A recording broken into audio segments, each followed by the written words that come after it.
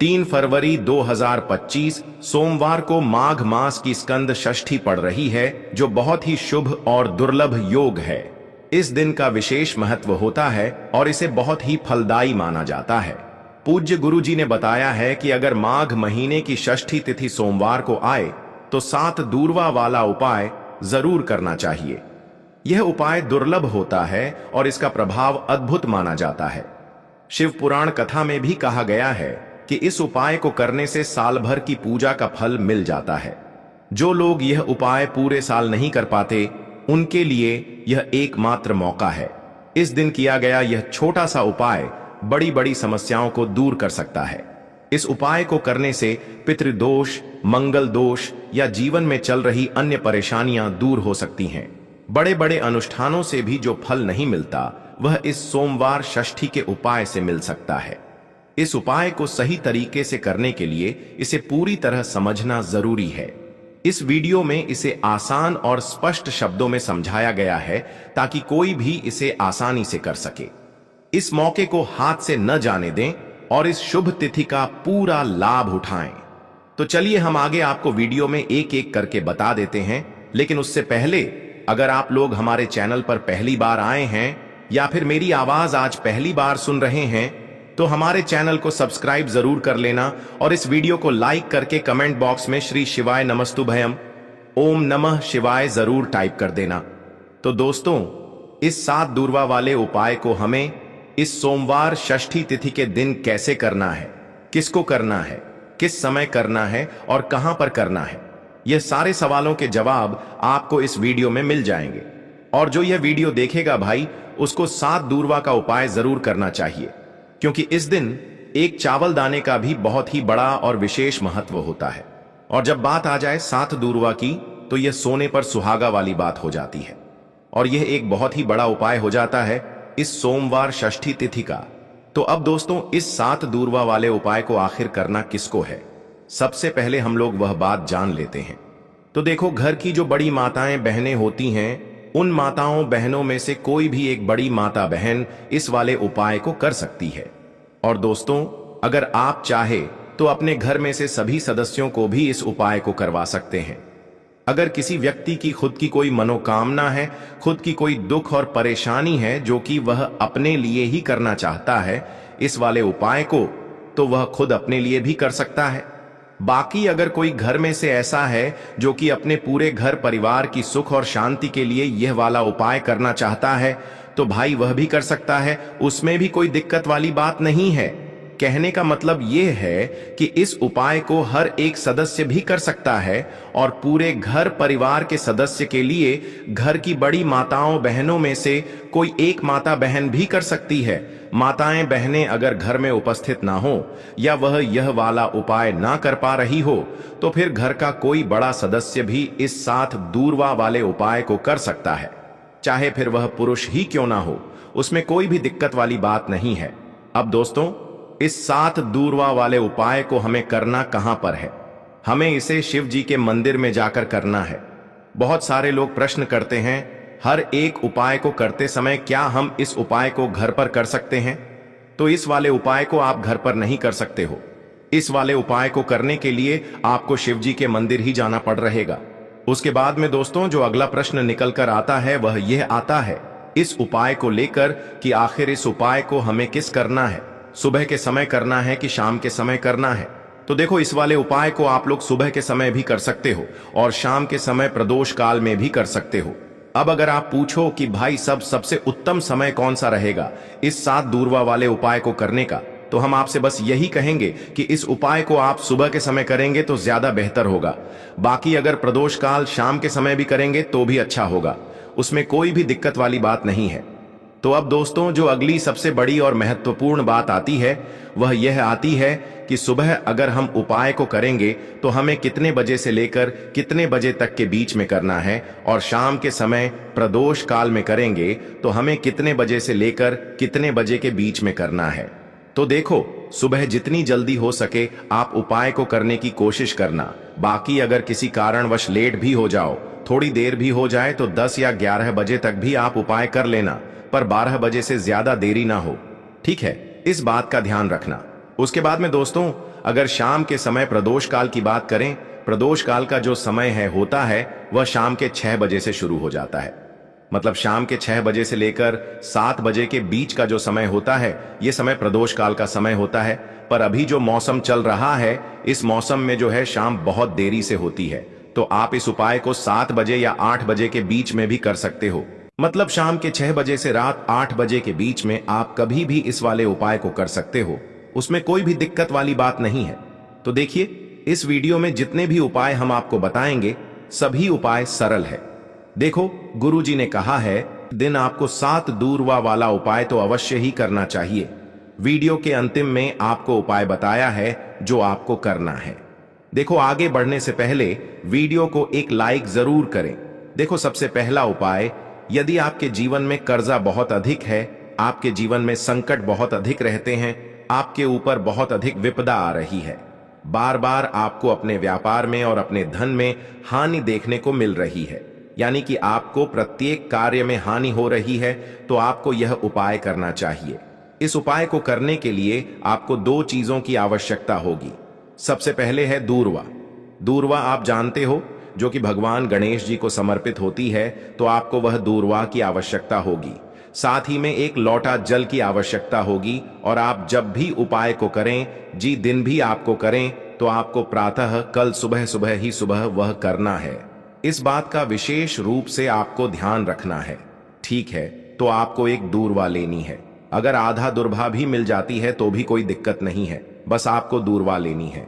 अगर ज्यादा ना मिले तो उसे स्थान पर एक दूर्वा भी ले सकते हैं। दूर्वा आपको आसानी से कहानी पर भी मिल जाएगी। बस याद रखिएगा, शुद्ध दूर्वा, और मतलब उसे शुद्ध करके ही उपयोग में लीजिएगा, है ना। तो आपको करना क्या है, एक दूर्वा या एक से ज्यादा भी दूर हुआ आप लोग ले सकते हैं। तो एक दूर्वा अपनी ले लीजिए, एक दूर्वा के साथ में आप एक लोटा जल ले लीजिए, और इन दोनों ही चीजों को लेकर शिवाजी के मंदिर पहुंच जाइए। शिवाजी जी के मंदिर पहुंचकर सबसे पहले आप शिवाजी के पास में बैठ जाइए। शिवाजी के पास में बैठने के बाद जो शिवाजी की शिवलिंग होगी, शिवलिंग की ऊपर सबसे पहले आपको यह दुर्भाग्य को समर्पित करना है। दूरभाग को कुछ इस प्रकार से समर्पित करना है कि जो दूर्वा की दांडी का मुख होगा वह जलधारी की तरफ हो, जहां से जल नीचे करता है ना। और जो दूर्वा का मिला हुआ भाग होगा वह अपने आप शिवाजी के पीछे की तरफ हो जाएगा। ठीक है, तो इस प्रकार से यह दूर्वा आपको भगवान शिवाजी का शिवलिंग के ऊपर समर्पित करनी है। और जो एक लोटा जल आप अपने साथ लेकर आए हैं, इसी दूर के ऊपर भगवान शिवाजी की शिवलिंग के ऊपर एक धारा से आपको समर्पित कर देना है। ठीक है, अब यहां पर देखने बात यह है कि यह उपाय इस व्यक्ति को करना है जी व्यक्ति की नौकरी एंग रही हो, जो व्यक्ति परीक्षा में पास होना चाहता हो, तो इस व्यक्ति को अपने हाथों से इस उपाय करना है, तभी उपाय कम करेगा। ठीक है, इस उपाय को करने के बाद आपको 3 महीने उपाय आपको कब तक करना है, जब तक कि आपकी नौकरी नाग जाए। जब तक आप इस उपाय को नियम के साथ करो, आपकी नौकरी जरूर लगेगी। अब बात करते हैं दूसरे उपाय के बारे में।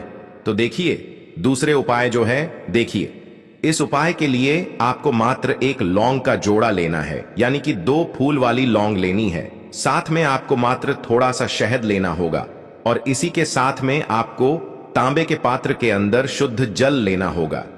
अब देखिए, इन सभी सामग्रियों को लेकर कि आपको भगवान शिव के मंदिर में पहुंच जाना है।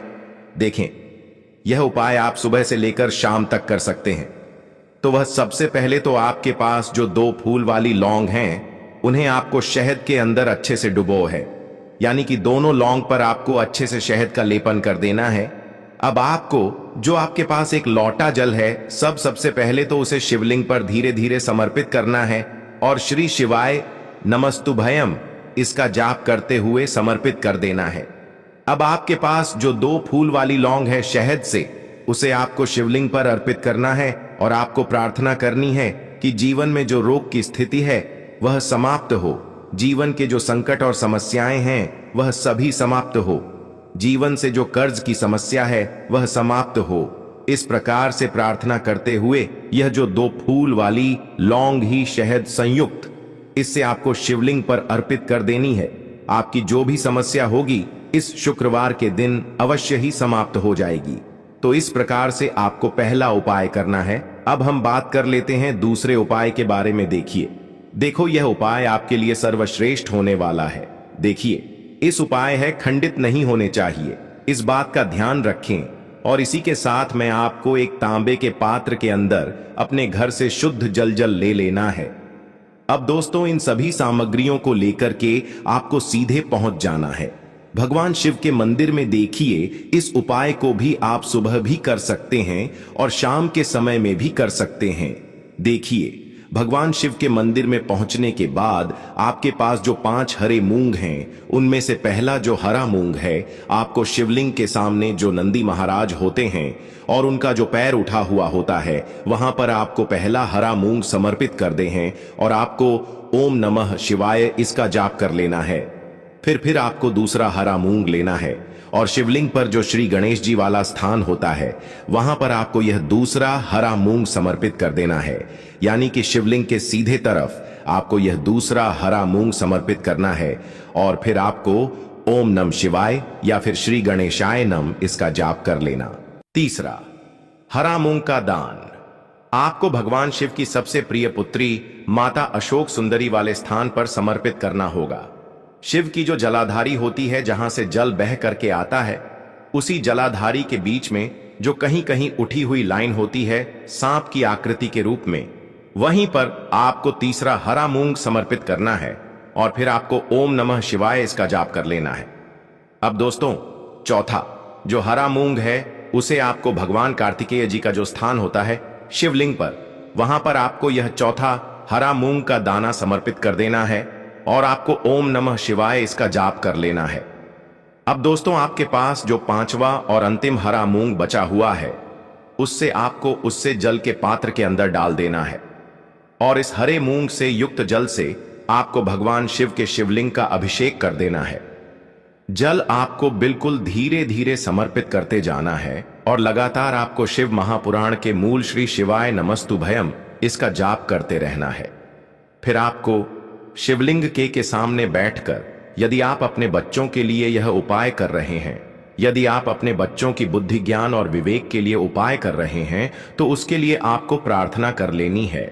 या फिर व्यापार में वृद्धि करने के लिए यह उपाय कर रहे हैं तो उसकी कामना करते हुए आपको प्रार्थना कर लेनी है। या फिर अपनी नौकरी के लिए कर रहे हैं या फिर अपने इंटरव्यू के लिए या फिर धन की प्राप्ति के लिए कर रहे हैं, जिस भी कामना के लिए आप उपाय कर रहे हैं उसे परिपूर्ण करने के लिए आपको महादेव से प्रार्थना कर लेनी है और फिर आपको वापस अपने घर आ जाना है। पूज्य गुरु जी ने कहा है कि जो भी व्यक्ति इस उपाय को कर लेता है तो यकीन मानिए आपके जीवन की जो सारे संकट कष्ट और बाधाएं ही वह सभी समाप्त होंगे। अब हम बात करते हैं अगले उपाय की। पाय के लिए आपको एक दीपक लेना है। दीपक आप मिट्टी का भी ले सकते हैं और शुद्ध आटा मड़कन कर सकते हैं। दीपक के अंदर गोल बाती का प्रयोग करना है और दीपक के अंदर आपको शुद्ध घी का प्रयोग करना है। इसी के साथ में आपको मात्र एक फूल वाली लौंग लेनी होगी। अब ये एक दीपक और एक फूल वाली लौंग लेकर के सीधा आपको पहुंचना होगा बरगद के वृक्ष के। वहां पर देखिए सबसे पहले तो आपके पास जो एक फूल वाली लौंग है उससे आपको बरगद के वृक्ष की जड़ में समर्पित करना है।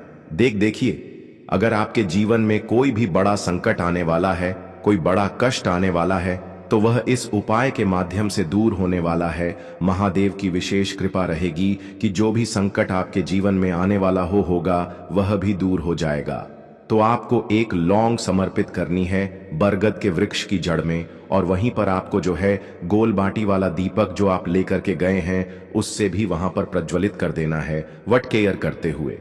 देखिए जब भी आपको जीवन में इस साल लगने लगे कि आपके जीवन में कुछ भी अच्छा नहीं चल रहा है तब भी आपको उपाय करना है। तो इस प्रकार से आपको यह उपाय करना है। अब हम जान लेते हैं चौथे विशेष उपाय के बारे में। देखें यदि आपके विवाह में शादी में कोई भी समस्या आ रही है, यदि आपका जो कर्ज है वह दिन पर दिन बढ़ते ही जा रहा है तो आपको यह चमत्कारी उपाय करना चाहिए। कोई भी समस्या अगर जीवन में है तो उसे दूर करने के लिए आपको उपाय करना चाहिए।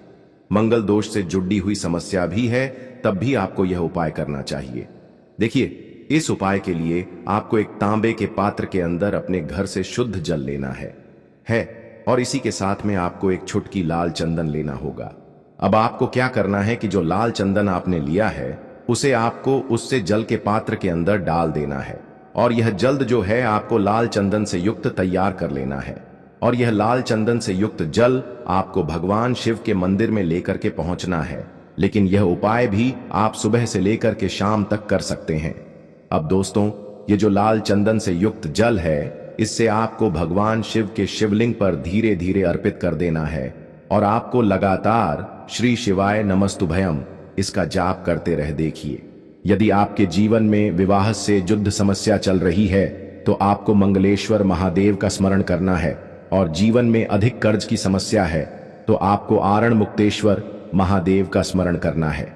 देखना, एक दिन आपकी सब तरह की समस्या जल्दी ही समाप्त हो जाएगी। तो दोस्तों, आज के इस वीडियो में हमने आपको 5 महा उपाय बताए। जो भी आपको आसान लगे वह आप करें। मिलते हैं।